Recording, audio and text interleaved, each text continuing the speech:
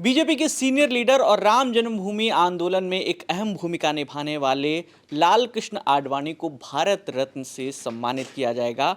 इसकी सूचना जो है प्रधानमंत्री नरेंद्र मोदी ने अपने एक्स हैंडल पर दी है। 11:33 पर उन्होंने ट्वीट किया है और उन्होंने ये कहा कि लाल कृष्ण आडवाणी को जो है भारत रत्न से सम्मानित किया जाएगा। क्या कुछ कहा है पीएम मोदी ने, हम आपको वो बता देते हैं। अंग्रेजी में ट्वीट है, उसका हिंदी तर्जुमा आपको बताते हैं। पीएम ने कहा कि हमारे समय के सबसे सम्मानित राजनेताओं में से एक आडवाणी जी का भारत के विकास में अविस्मरणीय योगदान है। उनका जीवन ज़मीनी स्तर पर काम करने से शुरू होकर हमारे उप प्रधानमंत्री के रूप में देश की सेवा करने तक का है। उन्होंने हमारे गृह मंत्री और सूचना एवं प्रसारण मंत्री के रूप में भी अपनी पहचान बनाई। उनके संसदीय कार्य हमेशा अनुकरणीय और समृद्ध अंतर्दृष्टि से भरे रहे हैं।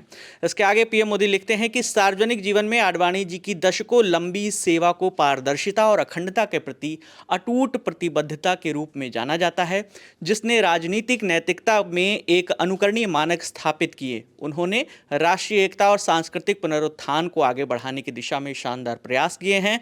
उन्हें भारत रत्न से सम्मानित किया जाना मेरे लिए बहुत भावुक क्षण है। मैं इसे हमेशा अपना सौभाग्य मानूंगा कि मुझे उनके साथ बातचीत करने और उनसे सीखने के अनगिनत अवसर मिले। और इस मौके पर प्रधानमंत्री मोदी ने ये तस्वीर भी जो है वो पोस्ट की है। पीएम मोदी ने 2 तस्वीरें शेयर की हैं। एक में वो उन्हें जो है बुके दे रहे हैं और दूसरा वो उनके साथ बैठ के बातचीत कर रहे हैं। इस खबर पर और अपडेट के लिए हम न्यूज़ रूम में चलते हैं। न्यूज़ रूम में हमारे साथी अभय जी हैं। अभय जी से बात करते हैं। अभय सर, भारत रत्न से सम्मानित किया जा रहा है आडवाणी जी को। थोड़ा सा आडवाणी जी के बारे में आप बताइए दर्शकों को।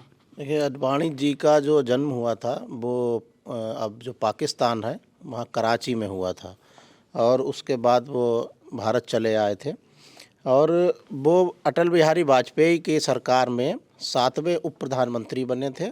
ये 2005 के नहीं 2002 से 2004 के बीच की बात है। उससे पहले वो 1998 में जब वाजपेयी जी की गवर्नमेंट बनी थी तो गृह मंत्री थे और प्रधानमंत्री के दौरान भी गृह मंत्रालय उनके पास था। इससे पहले इनकी शुरुआत जो हुई थी वो हुई थी आपके आरएसएस से। 1942 में इन्होंने एक वॉलंटियर के तौर पर आरएसएस को ज्वाइन किया था और उसके बाद ये जनसंघ से जुड़े रहे।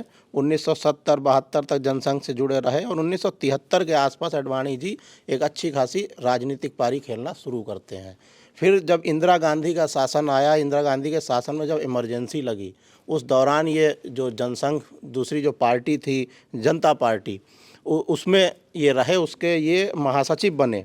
1977 से 79 तक मोरारजी देसाई की जो गवर्नमेंट बनी थी इमरजेंसी के बाद वाली, उसमें ये बने थे आपके सूचना एवं प्रसारण मंत्री, लेकिन वो सरकार बहुत जल्दी गिर गई थी।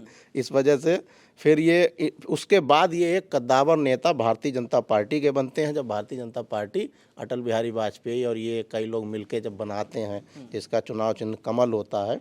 फिर 1986, 91, 93 भाजपा के राष्ट्रीय अध्यक्ष रहे और जनसंघ के ये दिल्ली में भी अध्यक्ष रहे थे शुरुआत में।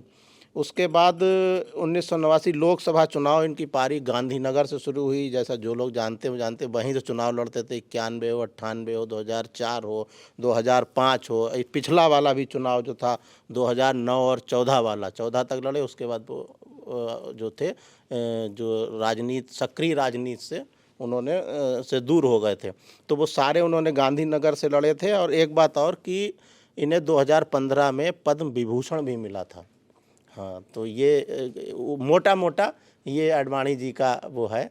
इसके अलावा कई विवादों में भी रहे, जो जिन्ना पे बोल दिया था पाकिस्तान जाके, और सबसे ज़्यादा सुर्खियां उन्होंने पाई थी जब उन्होंने रथ यात्रा निकाली थी पूरे देश में। उससे वो एक बहुत बड़े नेता बने थे। लेकिन जब उन्होंने जिन्ना पे बोला तो वो इमेज उनकी धूमिल हुई कि जिन्ना एक सेकुलर नेता थे। इस तरह का बयान उन्होंने पाकिस्तान में जाके दिया था। तो मोटा मोटा ये आडवाणी जी का है। अभी हालिया बता दें कि इतना बड़ा उनकी दृष्टि से तो राम मंदिर के लिए उन्होंने ही एक आंदोलन चलाया था, उसमें वो अगुआ थे। और जब प्राण प्रतिष्ठा हुई है उसमें कहा जा रहा था कि वो आएंगे, लेकिन वो आ नहीं पाए क्योंकि उनकी उम्र इस समय 96 ईयर्स है, मतलब 96 साल की एज है। तो उन्होंने कहा कि ठंड की वजह से और जो ज़्यादा उम्र की वजह से जो दिक्कतें हैं उस वजह से हम उसमें शरीक कार्यक्रम में नहीं हो पाएंगे। तो ये उनका हालिया अपडेट है और ये पूरा मोटा मोटा जो हमने बताया वो उनका राजनीतिक विश्लेषण। तो बहुत शुक्रिया। पहले ये खबर आ रही थी कि लाल कृष्ण आडवाणी जी और मुरली मनोहर जोशी जी तो तमाम बड़े नेता हैं, इनको बुलाया नहीं जाएगा प्राण प्रतिष्ठा कार्यक्रम में, लेकिन उसके बाद आरएसएस के लोग जो हैं वो उनके पास गए थे, बाकायदा उनको इनवाइट किया था, उसकी तस्वीरें भी हमने सोशल मीडिया पर देखी थी। लेकिन जो प्राण प्रतिष्ठा का जो कार्यक्रम था, ठंड की वजह से लाल कृष्ण आडवाणी वहाँ पर जा नहीं पाए। उन्होंने अपनी ख़राब तबीयत का हवाला दिया था, जिस कारण वो वहाँ जा नहीं पाए थे। और अब खबर आई है कि उन्हें भारत रत्न से सम्मानित किया जा रहा है।